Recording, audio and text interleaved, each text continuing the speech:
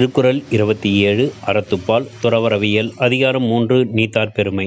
சுவை, ஒளி, ஊறு ஓசை, நாற்றம் என ஐந்தின் வகை தெரிவான் கட்டே உலகு.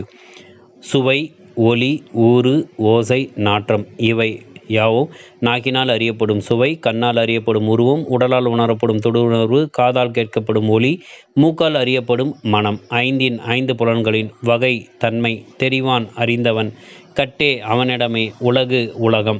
சுவை, ஒளி, தொடு, ஓசை, மனம் ஆகிய ஐந்து புலனுணர்வுகளின் தன்மைகளையும் அவற்றின் இயல்பையும் அறிந்தவனிடமே உலகம் அடங்கியுள்ளது.